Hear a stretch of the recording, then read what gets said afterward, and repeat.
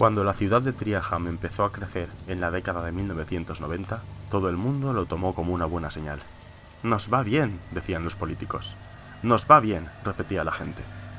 «En este lugar se vive mejor que en ningún otro sitio. Cada vez viene más gente a vivir a nuestra ciudad». Sea como sea, en las décadas de 1990 y 2000 se reparcelaron terrenos de 3 áreas circundantes. 2 hacia el valle, donde se planeaba aumentar la industria y edificios de viviendas, y otro en la falda de la montaña, devorando a un pueblo cercano, Piermo, donde se proyectaba una zona residencial para las élites, las únicas capaces de pagarse un chalecito en plena montaña como primera residencia y desde el que podían ir cómodamente al centro de la ciudad. Desde el principio, desde que la primera casa de la zona residencial fue ocupada, se informó de incidentes. Algún animal salvaje parecía entrar por las ventanas, arrasar con la despensa, destrozar jardines. Incluso se informó de desapariciones de mascotas.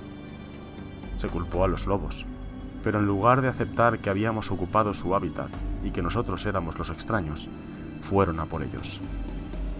Exterminaron a los lobos de aquella montaña, pero incluso cuando ya nadie aullaba a la luna, seguían registrándose incidentes.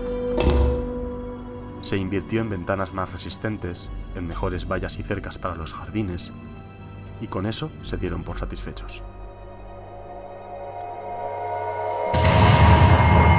En Piermo, el pueblo cercano, tenían otra versión de lo que estaba pasando a los ricachones del barrio residencial.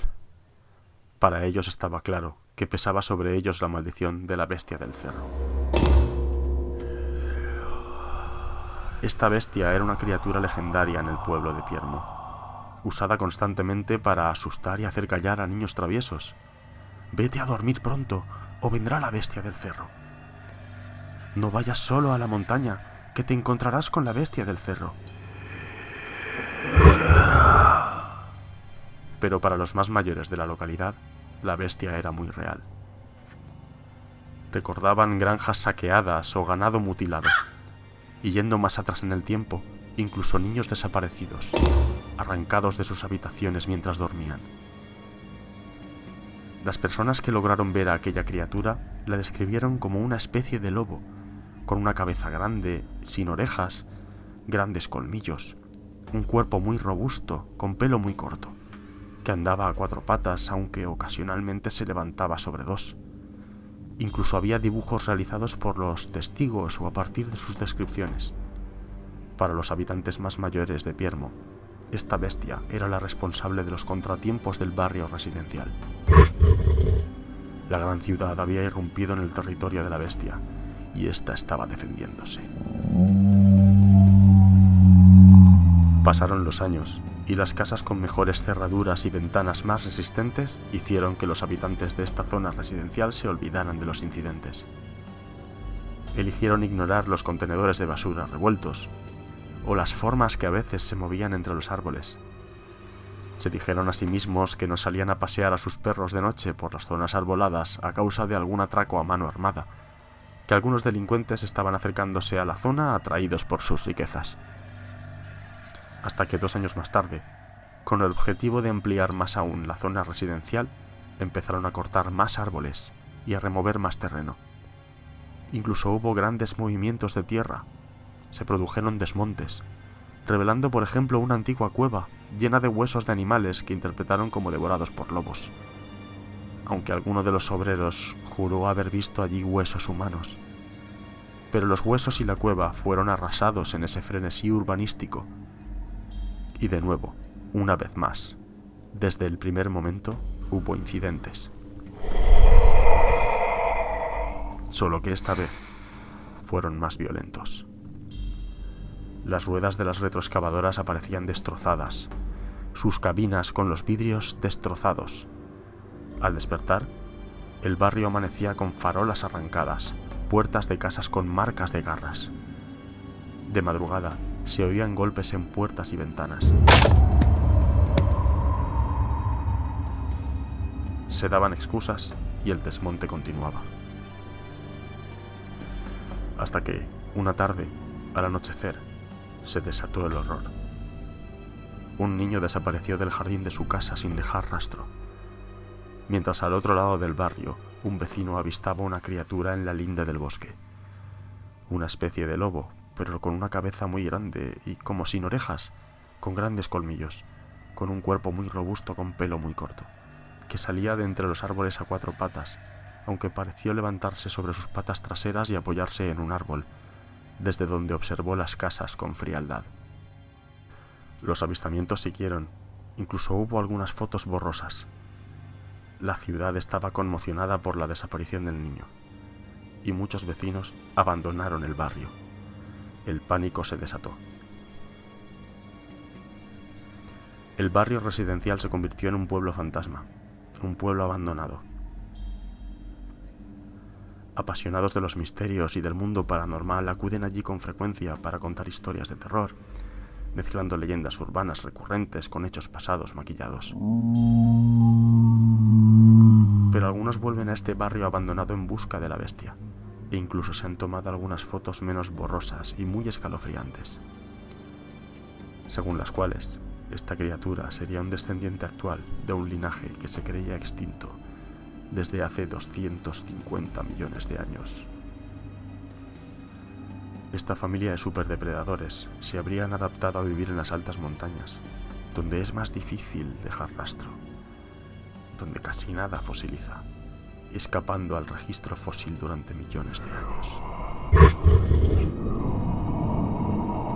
Grupos de autodenominados investigadores de misterios han acudido y desaparecido en el barrio fantasma, dejando solo tras de sí mochilas rasgadas, carbón de fogatas apagadas y cámaras de las que se recuperaron las fotos.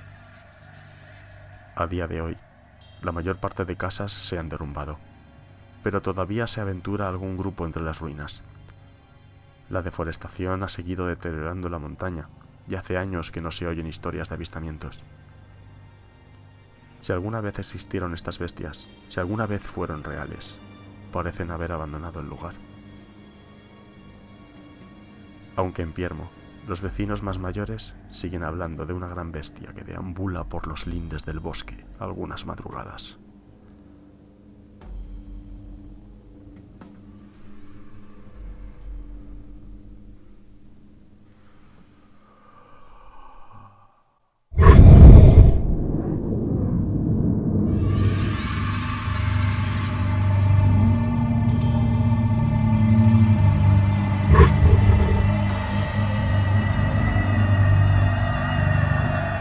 ¿Acaso es esto posible?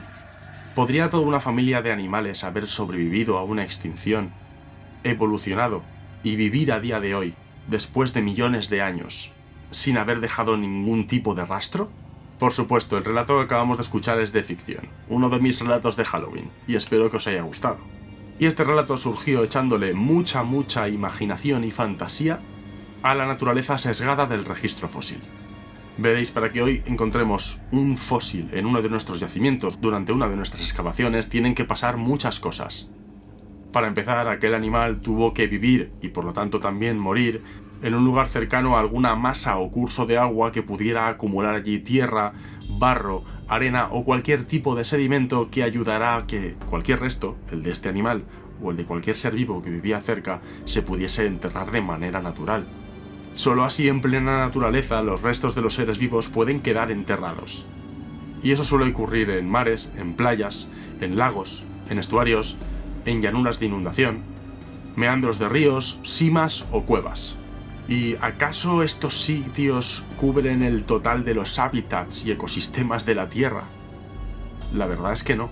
Lo cierto es que lo que conocemos de la vida en el pasado representa una pequeña parte de la vida total que ha habido en la historia de la vida sobre la Tierra. Conocemos una pequeña parte de todas las formas de vida que han existido. Hay vastas extensiones de tierra que no tienen cerca lugares donde los restos de estos animales pueden ser enterrados para que se conserven para el día de mañana, y lo mismo pasaría en el pasado. También hay muchos afloramientos con rocas sedimentarias y por lo tanto con potenciales fósiles en su interior, pero que han sucumbido a la erosión y muchos fósiles pueden haberse perdido. A todo eso nos referimos cuando hablamos de que el registro fósil está sesgado, y por lo tanto no es representativo al 100% de todas las formas de vida que han existido sobre la Tierra.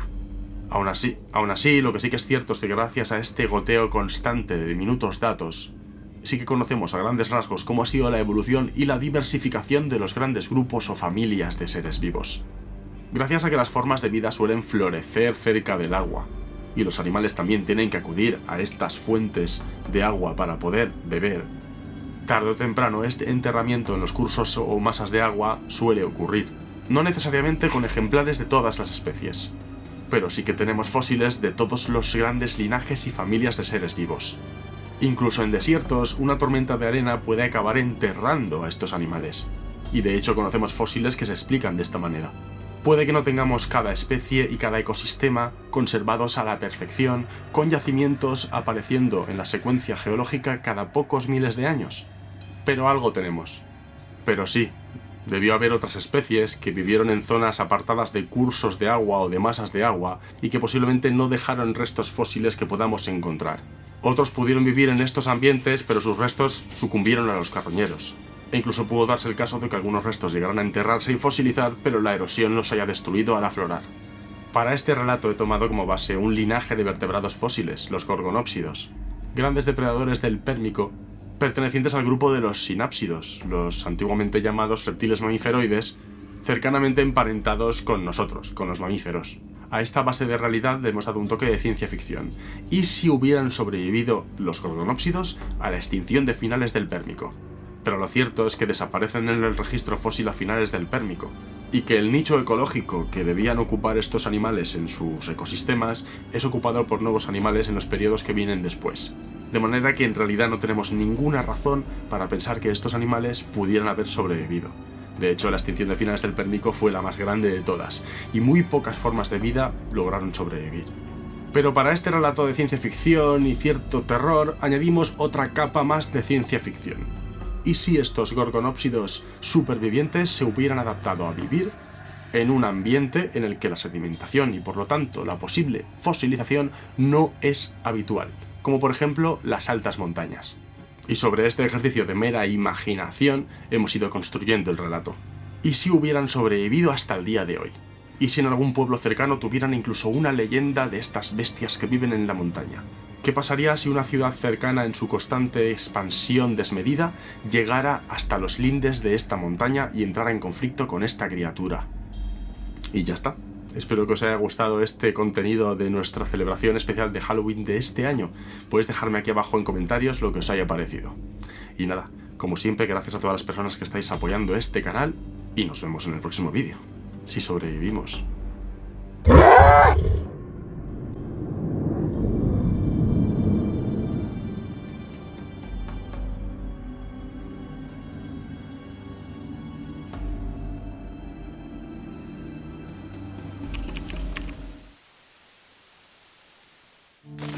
You didn't say the magic word.